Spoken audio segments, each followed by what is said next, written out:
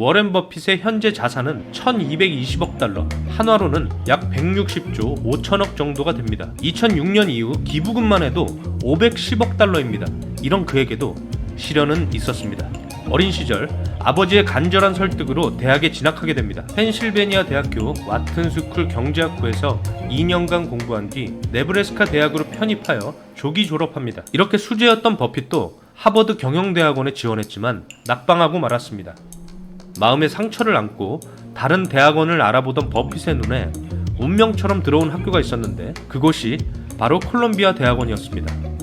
투자자들은 한 번쯤 들어봤을 겁니다. 벤저민 그레이엄의 이름을요. 워렌 버핏의 스승이자 증권 분석, 현명한 투자자의 저자이기도 한 가치 투자의 대가 벤저민 그레이엄이 콜롬비아 대학원 교수로 재직하고 있었습니다. 어려서부터 그의 책을 인상 깊게 읽었던 버핏은 콜롬비아 대학원에 입학합니다. 그곳에서 벤저민 그레이엄 교수에게 좋은 기업을 오랫동안 소유하는 방법, 그리고 안전마진의 개념을 배우게 됩니다. 한 인터뷰에서 버핏은 이렇게 말했습니다. 나의 투자는 15%는 피셔에게, 85%는 그레이엄에게 영향을 받았다. 버핏을 만드는데 스승 그레이엄은 엄청나게 큰 역할을 했습니다. 마진 오브 세이프티, 안전마진은 확률 게임에 있어 필수적입니다. 이 안전마진의 개념은 벤저민 그레이엄이 증권 분석에서 처음 소개한 개념입니다. 버핏의 현재 자산 90% 이상이 60세 이후에 형성되었습니다. 투자 대상이 현재 얼마나 투자 가치가 있는가에 집중하기보다 미래에도 여전히 가치가 유지될 수 있을 것인가에 대한 투자 판단을 중요시한 결과라고 생각합니다. 이런 버핏이 직접 설명하는 안전마진에 대해 공부하는 시간을 갖도록 하겠습니다. 영상 시청하시기 전에 알파 컨덕터 채널 구독과 좋아요, 알림 설정, 댓글까지 달아주시면 최신 영상을 가장 빠르게 보실 수 있습니다. I just wanted to ask you, how do you judge the right margin of safety to use when investing in various common stocks? For example, in a dominant, long-standing, stable business, would you demand a 10% margin of safety? And if so, how would you increase this in a weaker business? Thank you. We favor the businesses where we really think we know the answer. And therefore, if a business gets to the point where we think the industry in which it operates, the competitive position, or anything is so chancy that we can't really come up with a figure, we don't really try to compensate for that sort of thing by having some extra large margin of safety. We really try to go on to something that we understand better. So if we buy something like See's Candy as a business or Coca-Cola as a stock, we don't think we need a huge margin of safety because we don't think we're going to be wrong about our assumptions in any material way. What we really want to do is buy a business that's a great business, which means a business is going to earn a high return on capital employed for a very long period of time and where we think the management will treat us right. And we don't have to mark those down a lot when we find those factors. We'd love to find them when they're selling at 40 cents on the dollar, but we will buy those at much closer to $1 on the dollar. We don't like to pay $1 on the dollar, but we'll pay something close. And if we really get to something, when we see a great business, it's like if you see somebody walk in the door and you don't know whether they weigh 300 pounds or 325 pounds, you still know they're fat, right? And so if we see something where we know it's fat financially, we don't worry about being precise, and if we can come in that particular example at the equivalent of 270 pounds, we'll feel good. But if we find something where the competitive aspects are, it's just the nature of the business that you really can't see out 5 or 10 or 20 years, because that's what investing is seeing out. You don't get paid for what's already happened. You only get paid for what's going to happen in the future. The past is only useful to you in the extent to which it gives you insights into the future. And sometimes the past doesn't give you any insights into the future. And in other cases, like the stable business that you postulated, it probably does give you a pretty good guideline as to what's going to happen in the future. And you don't need a huge margin of safety. You should have something that you always should feel you're getting a little more than what it's worth. And there are times when we've been able to buy wonderful businesses at a quarter of what they're worth. But we haven't seen those well, we saw it in Korea here recently, but you don't see those sort of things very often. And does that mean you should sit around and hope they come back for 10 or 15, wait 10 or 15 years? That's not the way we do it. If we can buy good businesses at a reasonable valuation, we're going to keep doing it. Charlie?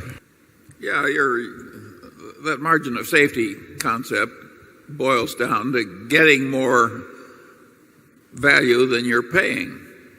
And that value can exist in a lot of different forms. If you're paid 4 to 1 on something that's an even money proposition, why, that's a value proposition too. It's high school algebra, and people who don't know how to use high school algebra should take up some other activity. 대부분의 가치 투자자들은 현금 흐름 할인 모형을 기반으로 가치 평가를 하는데, 버핏은 그보다 비즈니스에 대한 본질을 이해하고 앞으로 일어날 일에 대해서 돈을 지불한다고 설명했습니다. 과거의 데이터는 유용하지만 미래에 대한 인사이트를 주는 정도라고 합니다. 그가 얘기하는 안전마진의 개념은 지불하는 것보다 더 많은 가치를 얻는 것이라고 합니다. 이어서 영상 시청하도록 하겠습니다. In investing in marketable securities, you can change your mind tomorrow and sell if you feel you've made a mistake. When you buy a business, we buy businesses to keep. So our margin of safety is not in the price we pay.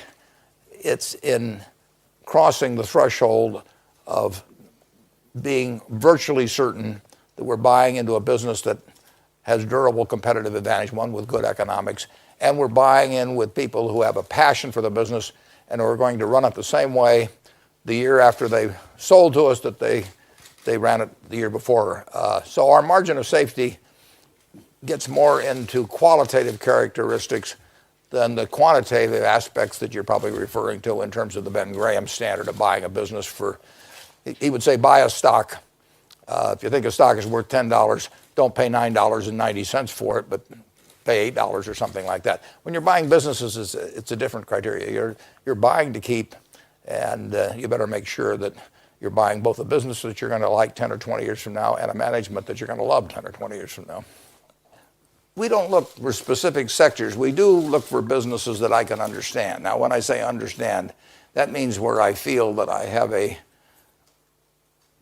high degree of confidence in my ability to see what they're going to look like 5, 10, 20 years from now. It isn't that I don't understand say the software products in general of a Microsoft, but I don't know how that industry is going to develop over 10 or 20 years. I didn't know that Google was going to come along in terms of search or all kinds. So anything that's rapidly developing, that has lots of change embodied in it, by my definition, I won't understand. It may do wonders for society. It may have what appears to be a very bright future, but I don't bring anything to that game where I know. Not only I don't know more than the other fellow, I don't know as much as the other fellow in evaluating what the industry will look like in 10 years. So the things I look at businesses that are reasonably easy to evaluate where their products, how they will fit into the economic picture, how their economics will look in a 5 or 10 or 20 year period. I mean, to take an extreme example, I can understand Nestle, it's obviously, and you can understand it. Anybody that's had any experience in business can look at that company and figure out in a general way where it will be in 5 or 10 years. And we're looking, Nestle isn't going to be on the list, but we're looking for businesses like that are quite understandable. And but I don't go out and say I'm looking for the steel industry or I'm looking for the whatever, maybe office equipment industry or something of the sort. 벤저민 그레이엄이 그저 그런 기업을 아주 싼 값에 사서 가격이 가치에 도달하면 매도하는 방식을 주장했다면, 찰리 먼거를 만난 이후의 버핏은 좋은 기업을 적당한 가격에 사서 장기 보유하는 방식으로 발전시켜 왔습니다. 특정한 섹터를 찾는 것이 아니라 이해할 수 있는 사업을 찾는다고 설명한 워렌 버핏 탈배의 말씀을 새겨듣고 10년, 20년이 지나도 좋아질 만한 사업을 리서치하고 공부해 나가면 좋겠습니다. 마지막으로 워렌 버핏의 투자 원칙을 들으면서 이번 영상 마치도록 하겠습니다. Rule number 1, never lose money. Rule number 2, never forget rule number 1. 오늘 영상도 시청해주셔서 감사합니다. 금융시장 초과수익 지휘자 알파 컨덕터였습니다.